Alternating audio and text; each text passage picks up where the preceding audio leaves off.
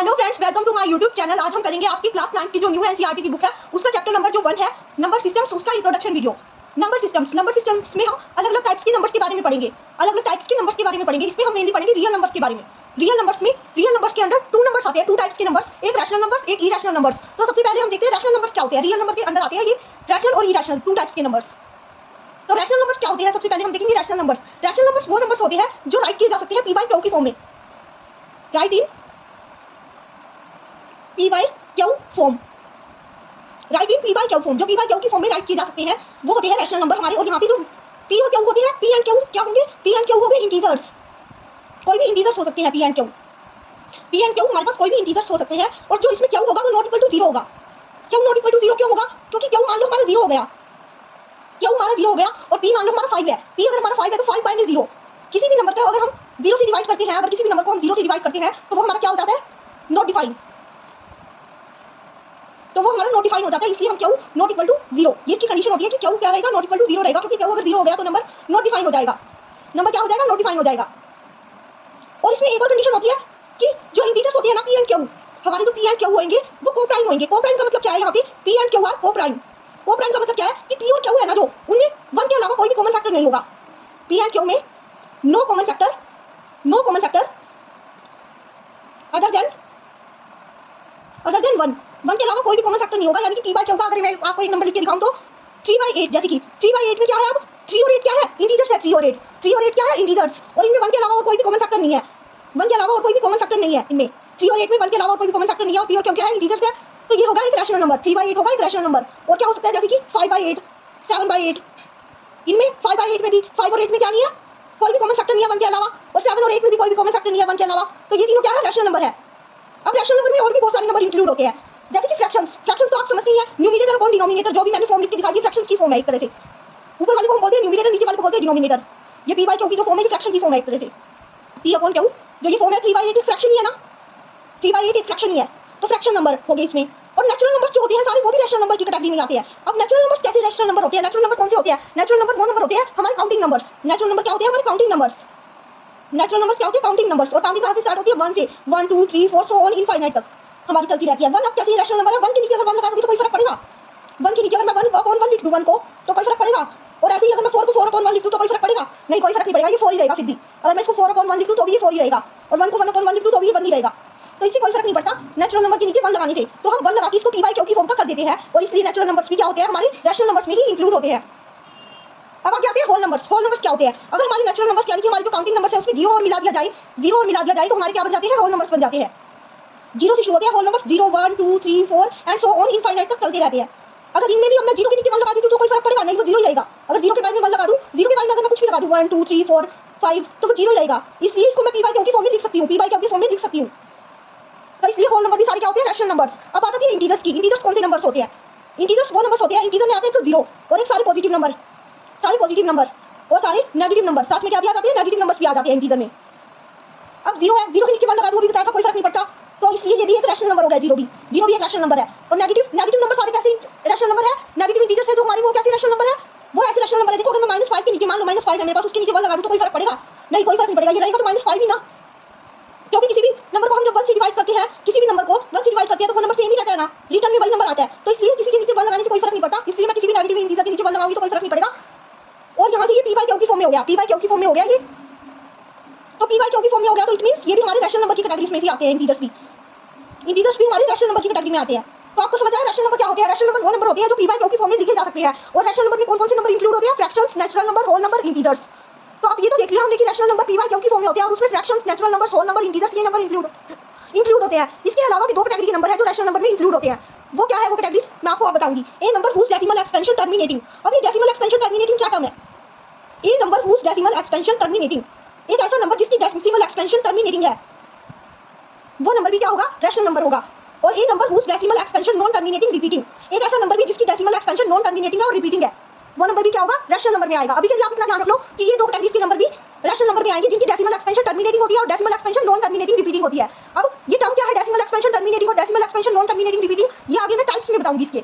Okay, तो अब आते हैं हम सेकंड इरेशनल नंबर पे। हमारे इरेशनल नंबर कौन से होते हैं, इरेशनल नंबर वो नंबर होते हैं जिनको राइट नहीं किया जा सकता पी बाई क्यू की फॉर्म में, can not right in P by Q form, can not right in P by Q form, जिनको हम पी बाई क्यू की फॉर्म में नहीं लिख सकते, वो हमारे नंबर होते हैं इरेशनल नंबर।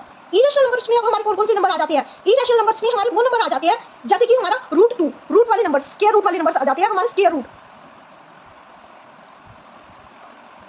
और रूट में वही नंबर आएगा, रूट में वही नंबर इरेशनल होगा जो किसी का परफेक्ट स्क्वायर नहीं है। जैसे कि फॉर एग्जांपल अगर मैं आपको बोलूं कि √4 इज अ इरेशनल नंबर, तो ये क्या होगा? गलत होगा। क्यों गलत होगा? क्योंकि √4 का तो परफेक्ट स्क्वायर है ना, √4 तो एक, उसका स्क्वायर रूट तो 2 होता है, उसका स्क्वायर रूट क्या होता है? √4 का स्क्वायर रूट 2 होता है। तो रूट में नंबर तभी इरेशनल होगा जब वो किसी का परफेक्ट स्क्वायर नहीं होगा। यानी कि √2 हो सकता है, क्योंकि √2 का कोई भी परफेक्ट स्क्वायर नहीं होता। √3 हो सकता है, √5 हो सकता है, √7 हो सकता है, √15 हो सकता है, लेकिन √16 नहीं हो सकता। √16 का परफेक्ट स्क्वायर होता है 4। ठीक है, वो नंबर इरेशनल होंगे जिनका परफेक्ट स्क्वायर ना होता हो, जिनका परफेक्ट स्क्वायर ना होता हो। यहाँ पे लिख के रखा है, देखिए मैंने square root numbers which is not a perfect square. Irrational number तब होंगे, स्क्वायर रूट वाले नंबर्स इरेशनल तब होंगे जब वो किसी के परफेक्ट स्क्वायर ना हो। ओके, तो इरेशनल नंबर में जैसे कि आते हैं √2, √3, √5, √7, √15, √11, √13, और इसके अलावा भी इरेशनल नंबर्स में आते हैं। इरेशनल नंबर में एक स्पेशल टर्म होती है। इरेशनल नंबर में एक स्पेशल टर्म कौन सी होती है?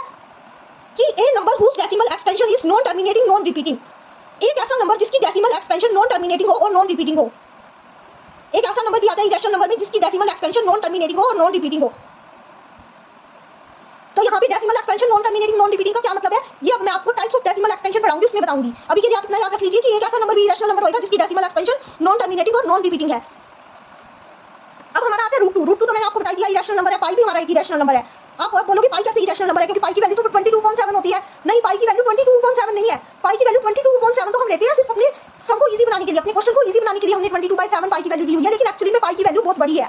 पाई की जो वैल्यू है वो 3.14 सो ऑन कुछ है, 3.14 आगे जो भी है चलता रहता है। सो ऑन मतलब वो डिजिट्स खत्म भी नहीं होते, नॉन टर्मिनेटिंग होता है। नॉन टर्मिनेटिंग का मतलब खत्म भी ना होना, डेसिमल के बाद नंबर का खत्म ना होना, और नॉन रिपीटिंग का मतलब होता है ना ही रिपीट होना। अब चलिए हम करते हैं डेसिमल एक्सपेंशन की पहले टाइप कर लेते हैं, फिर उससे आपको ये क्लियर हो जाएगा कि ये डेसिमल एक्सपेंशन क्या होता है। तो हम करेंगे अब डेसिमल एक्सपेंशन की टाइप। उससे पहले ये डायग्राम देख लीजिए, रियल नंबर्स का डायग्राम। रियल नंबर्स के दो नंबर्स में डिवाइड होता है, रियल नंबर्स दो नंबर्स में डिवाइड होते हैं, रैशनल नंबर और इरेशनल नंबर। रैशनल नंबर और इरेशनल नंबर, जो इरेशनल नंबर होता है वो अपना अलग ही होता है, वो अपना अलग से नंबर होता है। रैशनल नंबर होता है उसमें सारे नंबर्स आ जाते हैं, नेचुरल नंबर्स भी आ जाते हैं, होल नंबर्स भी आ जाते हैं, इंटीजर्स भी आ जाते हैं। ये natural numbers, whole numbers, integers सभी रैशनल नंबर का पार्ट है, लेकिन इरेशनल नंबर अकेला है सिर्फ। तो रैशनल नंबर और इरेशनल नंबर को मिला के कौन से नंबर बनते हैं? Real numbers. रियल नंबर्स बनते हैं रैशनल नंबर और इरेशनल नंबर को मिला के। अब हम डेसिमल एक्सपेंशन की टाइप्स जो मैं बात कर रही थी पीछे, टर्मिनेटिंग, नॉन टर्मिनेटिंग क्या होता है, रिपीटिंग क्या होता है, वो आपको यहाँ पे डेसिमल एक्सपेंशन की टाइप्स में समझ आ जाएगा। टर्मिनेटिंग, टर्मिनेटिंग डेसिमल एक्सपेंशन का मतलब क्या है? टर्मिनेटिंग एक एग्जांपल से समझाती हूँ, जैसे कि 7/8 है, 7/8 है, 7/8 है, उसको मैं क्या करती हूँ? डिवाइड करती हूँ। 7/8 को ऐसे डिवाइड करूंगी ना, 7/8 को, 7 क्या 8 से छोटा है तो एक जीरो लेनी पड़ेगी, ऊपर से जीरो उतारनी पड़ेगी, जीरो लेनी पड़ेगी एक ऊपर, तो इधर 0 पॉइंट लगेगा, 0 पॉइंट हो जाएगा ना। ये चीज तो आपने छोटी क्लासेस में सीखी होगी, 0 पॉइंट हो जाएगा। अगर एक जीरो यहाँ पे हम लेते हैं तो 0 पॉइंट लग जाता है आगे।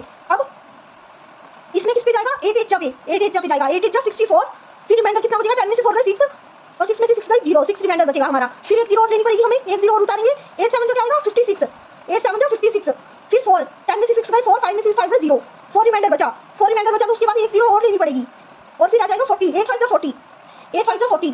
अब यहाँ पे टर्मिनेटिंग का मतलब कैसे हुआ? टर्मिनेटिंग का मतलब ये है कि डेसिमल के बाद हमारा नंबर, टर्मिनेटिंग डेसिमल एक्सपेंशन वो एक्सपेंशन होता है जिसमें हमारा रिमाइंडर 0 आ जाए, रिमाइंडर 0 आ जाए।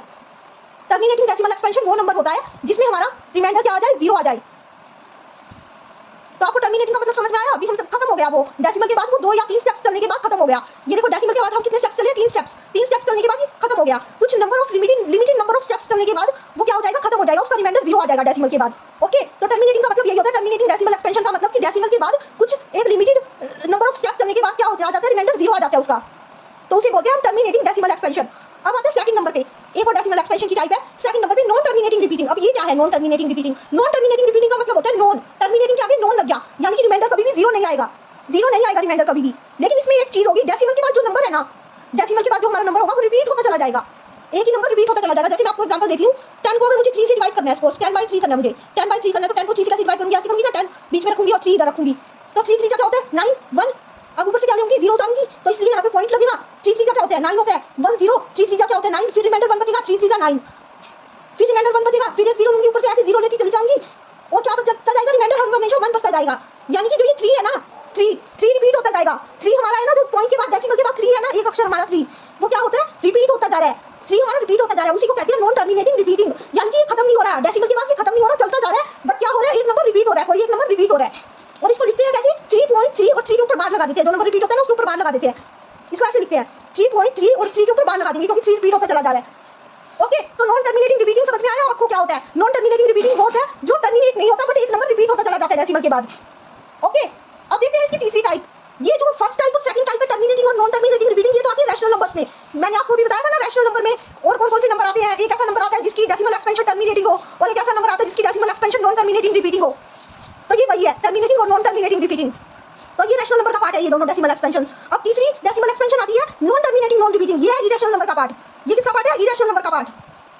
तो ये इरेशनल नंबर का पार्ट है। अब मैं आपको ये समझाती हूँ कि ये क्या होती है non terminating non repeating. Non terminating non repeating में क्या होता है कि वैल्यू जो है ना वो ना तो टर्मिनेटिंग होती है ना ही रिपीट होते हैं डिजिट्स, ना तो वैल्यू टर्मिनेट होती है और ना ही डिजिट्स रिपीट होते हैं। जैसे कोई और ही पैटर्न चलता है, जैसे इसका पैटर्न अगर मैं आपको एग्जांपल लेके समझाऊं तो 0 पॉइंट डेसिमल के बाद पैटर्न पता कैसे चलेगा आपको? तो पैटर्न चलेगा ऐसे, पहले मान लीजिए 15 है और उसके बाद 1 0 है और फिर उसके बाद 15 है, फिर 2 0 आ गई 15 के साथ में, फिर 15 है उसके बाद में 3 जीरोस आ गई, फिर 15 है उसके बाद में 4 जीरोस आ गई, फिर 15 है उसके बाद में 5 जीरोस आ गई, फिर 15 है उसके बाद में 6 जीरोस आ गई।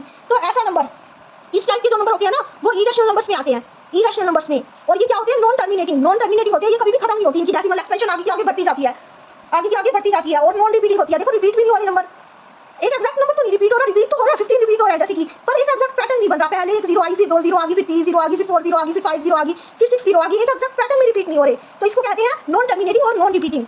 अब जैसे कि आपकी पाई की वैल्यू है, पाई की वैल्यू जो हमारी होती है 3.14, नॉन टर्मिनेटिंग नॉन रिपीटिंग। जैसे हमारी पाई की वैल्यू है, पाई की वैल्यू क्या है 3.14, उसके बाद 159 15926 ऐसे चलती जाएगी ये वैल्यू, मतलब बहुत बड़ी वैल्यू है। और 9 नंबर रिपीट होते हैं और 9 खत्म होता है, डेसिमल एक्सपेंशन 9 खत्म होता है और 9 नंबर रिपीट होते हैं, तो उसको कहते हैं नॉन टर्मिनेटिंग नॉन रिपीटिंग। ये इरेशनल नंबर का ही एक टाइप है।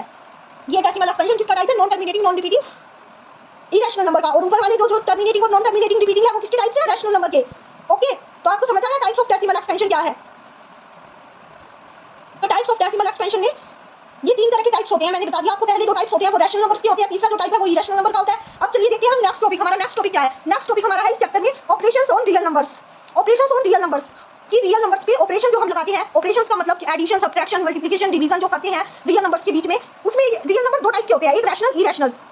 तो हो सकता है रैशनल और इरेशनल के बीच में ऑपरेशन हो सकता है दोनों इरेशनल के बीच में ऑपरेशन हो सकता है दोनों रैशनल के बीच में ऑपरेशन हो। दोनों रैशनल के हो उस समय जो ऑपरेशन होता है वो तो आपने छोटी क्लासेस में सीख रखा है। जब दोनों नंबर रैशनल होते हैं और उनके बीच में कोई ऑपरेशन होता है तो वो आपने सीख रखा है छोटी क्लासेस में। रैशनल नंबर में क्या क्या इंक्लूड होते हैं, जैसे कि हमारे होल नंबर्स इंक्लूड होते हैं, होल नंबर्स पे आपने सीखा है ना एडिशन करना छोटी क्लासेस में। हमारे इंटीजर्स इंक्लूड होते हैं, इंटीजर्स पे भी आपने ऑपरेशन लगाना सीख रखा है छोटी क्लासेस में। हमारे वो इंक्लूड होते हैं फ्रैक्शंस, फ्रैक्शंस पे भी आपने एडिशन और सब्ट्रैक्शन करना सीख रखा है छोटी क्लासेस में। अब बचता है हमारा इरेशनल नंबर। इरेशनल नंबर पे अगर हमें ऑपरेशन लगानी हो तो क्या होगा? इरेशनल नंबर को अगर हम इरेशनल नंबर से प्लस करते हैं, अगर इरेशनल नंबर को हम इरेशनल नंबर से प्लस करते हैं तो हमारा रिजल्ट क्या आता है? तो हमारा रिजल्ट रैशनल भी आ सकता है, एक रैशनल नंबर भी आ सकता है और एक इरेशनल नंबर भी आ सकता है। दोनों में से कोई भी आ सकता है, दोनों में से कोई भी आ सकता है, एक रैशनल नंबर भी आ सकता है, एक इरेशनल नंबर भी आ सकता है। ओके, और अगर हम इरेशनल में से इरेशनल को सब्ट्रैक्ट करते हैं तो भी यही होगा, रैशनल भी आ सकता है और इरेशनल भी आ सकता है, दोनों में से कोई भी आ सकता है। पक्का नहीं पता कौन सा आएगा, may be rational may be irrational. Okay, तो दोनों आ सकते हैं, रैशनल भी आ सकते हैं, इरेशनल भी आ सकता है। जब हम 2 इरेशनल नंबर्स पे ऑपरेशन लगाते हैं तो मल्टीप्लाई में भी यही होगा, रैशनल भी आ सकता है, इरेशनल भी आ सकता है। जब हम 2 इरेशनल नंबर्स को मल्टीप्लाई करते हैं तो रैशनल भी आ सकता है, इरेशनल भी आ सकता है। जब 2 इरेशनल नंबर को डिवाइड करते हैं तो रैशनल भी आ सकता है, इरेशनल भी आ सकता है।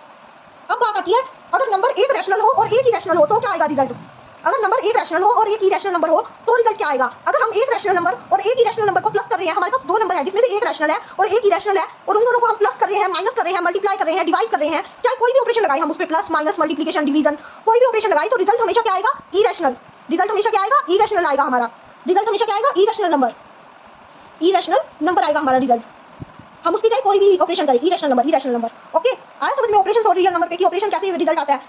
अगर 2 रैशनल नंबर को प्लस कर रहे हैं तो रैशनल ही आएगा, ये तो आप छोटी क्लासेस में सीख चुके हो। अगर 2 इरेशनल को प्लस कर रहे हैं तो रैशनल भी आ सकता है, इरेशनल भी आ सकता है।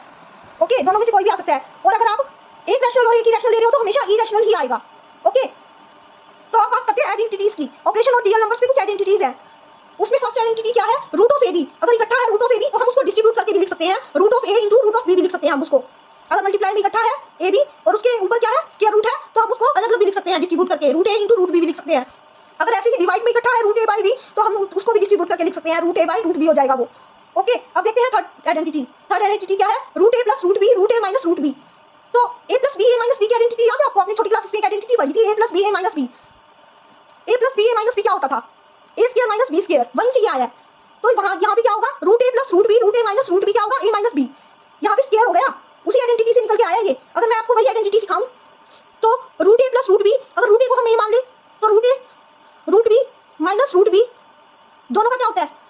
स्क्वायर हो जाता है ना, दोनों का स्क्वायर हो जाता है। तो इसमें स्क्वायर से रूट कट गया, इसमें भी स्क्वायर से रूट कट गया, बच गया क्या? ए माइनस बी। ए माइनस बी बच गया हमारे पास। तो वही आइडेंटिटी लगी है, a plus B A minus B क्या होता है? A square minus B square.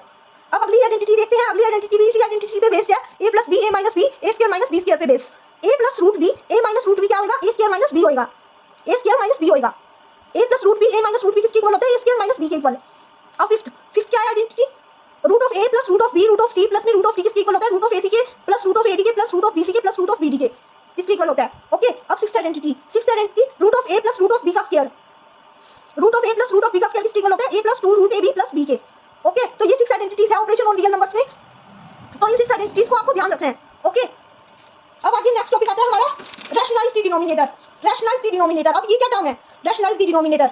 Rationalise the denominator का मतलब होता है कि हमें डिनोमिनेटर को रैशनलाइज करना है। डिनोमिनेटर को रैशनलाइज कैसे? अगर डिनोमिनेटर में हमारे पास कोई इरेशनल नंबर है, अगर हमारे पास डिनोमिनेटर में कोई इरेशनल नंबर है, उसको रैशनल नंबर में कन्वर्ट करने को क्या कहते हैं? रैशनलाइज द डिनोमिनेटर कहते हैं।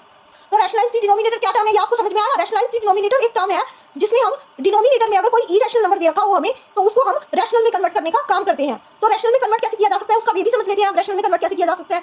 तो रैशनल में कन्वर्ट करने के लिए हम क्या करते हैं? 1 में 2 प्लस रूट 3। अब हमें पता है 2 प्लस रूट 3 क्या है? एक इरेशनल नंबर है। डिनोमिनेटर में इरेशनल नंबर आ गया ना, तो अब हम इसको रैशनल नंबर में कन्वर्ट करने का काम करेंगे। कैसे करेंगे रैशनल नंबर में कन्वर्ट? क्या करेंगे? मल्टीप्लाई और डिवाइड कर देंगे इसके कॉन्जुगेट से।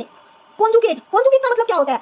कॉन्जुगेट का मतलब होता है जो ये टर्म दे रखी है ना 2 प्लस रूट 3 टर्म दे रखी है ना, इसका साइन चेंज कर दो, इसको बना दो 2 माइनस रूट 3 बना दो और उससे ऊपर नीचे मल्टीप्लाई और डिवाइड कर दो। उससे ऊपर नीचे दोनों मल्टीप्लाई और डिवाइड कर दो, क्योंकि जिस नंबर से हम ऊपर मल्टीप्लाई कर रहे हैं उसे नीचे भी तो डिवाइड करना पड़ेगा हमें, क्योंकि ये तो रूल है ना हमारा कि जिस नंबर से हम ऊपर मल्टीप्लाई करते हैं उसी से नीचे डिवाइड करते हैं। क्योंकि ऐसा तो कर नहीं सकते कि सिर्फ ऊपर वाले को न्यूमरेटर वाले को मल्टीप्लाई कर दिया और नीचे डिनोमिनेटर को एज इट इज रख दिया। अगर हम कर रहे हैं तो हमें दोनों से करना पड़ेगा, न्यूमरेटर से भी डिनोमिनेटर से भी। तो न्यूमरेटर और डिनोमिनेटर दोनों में मल्टीप्लाई डिवाइड कर देंगे इसको।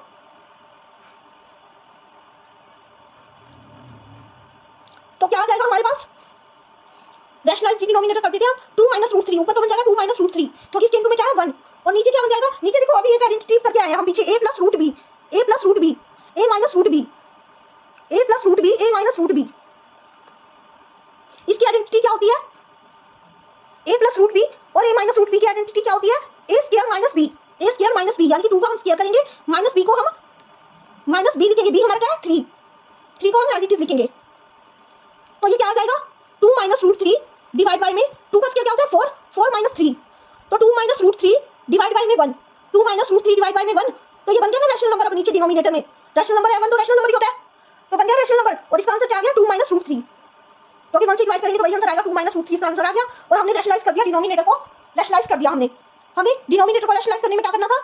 क्या होता है रैशनलाइज डिनोमिनेटर? इरेशनल नंबर को रैशनल में कन्वर्ट करना। अगर डिनोमिनेटर में कोई इरेशनल नंबर आ गया हमारे पास तो उसको रैशनल नंबर में कन्वर्ट करना, ये होता है रैशनलाइज्ड डिनोमिनेटर। आई होप आपको समझ आया होगा रैशनलाइज्ड डिनोमिनेटर। अब बढ़ते हैं नेक्स्ट टॉपिक पे। हमारा नेक्स्ट और लास्ट टॉपिक है, अगर a हमारा बड़ा है 0 से और वो एक रियल नंबर है एंड p एंड q भी रैशनल नंबर, और यहाँ पे p and q rational number है, तो हमारे पास कुछ लॉ ऑफ एक्सपोनेंट्स है। लॉ ऑफ एक्सपोनेंट्स जो आप छोटी क्लासेस में भी पढ़ चुके हैं, आपने 8th क्लास में पढ़ ली होगी आई थिंक, फिर भी मैं बता देती हूँ। इन लॉ ऑफ एक्सपोनेंट्स पे बेस्ड हमारे पास एक एक्सरसाइज है इस चैप्टर में, तो मैं बता देती हूँ। a की पावर p इंटू a की पावर q, अगर हमारा बेस सेम है और पावर्स अलग अलग है तो पावर्स क्या हो जाती है? बेस एज इट इज रहता है और पावर्स क्या हो जाती है? ऐड हो जाती है। यानी कि ये क्या हो जाएगा? a p प्लस q हो जाएगा, a p प्लस q हो जाएगा। a की पावर p इंटू a की पावर q है, तो ये क्या हो जाएगा? a p plus q। Okay, और अगर हमारे पास सेकंड है अब हमारा लॉ ऑफ एक्सपोनेंट कि अगर a की पावर p और p की power q, power of power भी पावर आ गई यहाँ पे, तो इसको बोलते हैं पावर ऑफ पावर। अगर हमारे पास पावर ऑफ पावर आ जाए ना तो पावर्स मल्टीप्लाई हो जाती है, यानी कि a एज इट इज रहेगा, बेस एज इट इज, और पावर्स आपस में मल्टीप्लाई हो जाएगी। p और q अगर पावर है तो p और q मल्टीप्लाई हो जाएंगे, ओके। अब आता है हमारे पास थर्ड एक्सपोनेंट क्या कहते हैं कि अगर हमारे पास बेस सेम है और डिवाइड में है, बेस सेम है और पावर्स अलग अलग है और वो डिवाइड में है, a की पावर p डिवाइड बाय में a की पावर q है, अगर तो क्या होगा? बेस तो एज इट इज रहेगा लेकिन पावर्स क्या हो जाएगी? इस पर माइनस हो जाएगी। मल्टीप्लाई में था जब हमारे पास पावर्स क्या हुई थी? ऐड हुई थी। बेस सेम था और मल्टीप्लाई में था तो पावर्स क्या हुई थी? ऐड हुई थी। और अब बेस सेम है और पावर्स क्या है? बेस सेम है और डिवाइड में है तो पावर्स क्या हो जाएगी? माइनस हो जाएगी। अब उसके बाद आता है फोर्थ एक्सपोनेंट, अगर बेस अलग अलग है और पावर सेम है तो क्या होगा? बेस आपस में मल्टीप्लाई हो जाएंगे और पावर एज इट इज रह जाएगी। ऐसा किस केस में होगा? जब बेस अलग अलग होंगे और पावर सेम होगी तो क्या होंगे? बेस आपस में मल्टीप्लाई हो जाएंगे और ऊपर पावर एज इट इज आ जाएगी। ओके, तो ये थे आपके लॉ ऑफ एक्सपोनेंट्स। तो ये था इस चैप्टर का इंट्रोडक्शन वीडियो। इस चैप्टर में जितने भी मेन टॉपिक्स हैं मैंने सारे करवा दिए, उसके अलावा जो और टॉपिक्स हैं वो मैं आपको एक्सरसाइजेस के साथ साथ कवर करवाती रहूंगी। ओके।